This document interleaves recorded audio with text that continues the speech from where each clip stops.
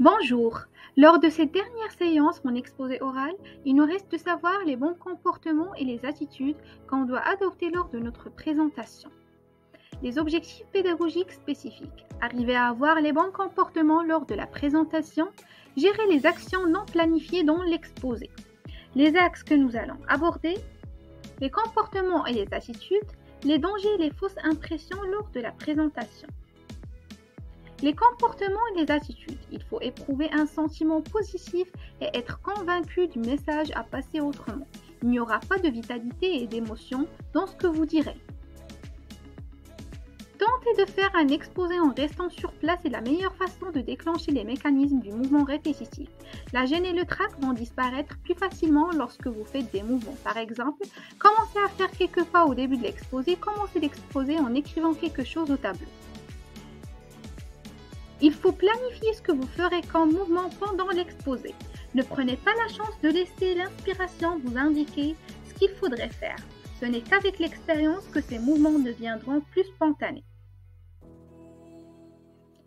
Entraînez-vous à produire votre exposé avec tous les mouvements et les déplacements que vous voulez faire pour qu'ils deviennent naturels lors de votre présentation. Évitez les déplacements continus d'un côté et de l'autre. Le regard est essentiel pour qu'un exposé soit bien réussi et que les personnes se sentent impliquées dans ce que vous leur dites.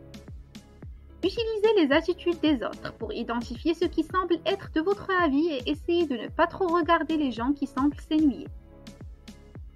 Pratiquez aussi des variations dans votre choix.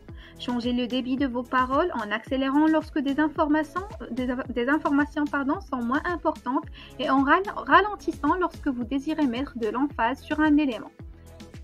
Les dangers et les fausses impressions lors de la présentation.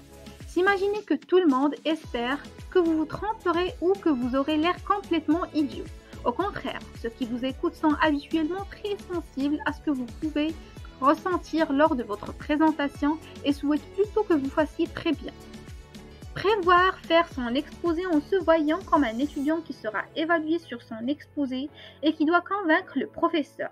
Il faut également éviter à tout prix de commencer l'exposé en disant que vous êtes gêné et que vous avez toujours des trous de mémoire ou que vous risquez d'oublier des informations et que c'est pour cette raison que vous avez des notes. Le truc magique, c'est de répéter, se pratiquer et s'entraîner et répéter encore.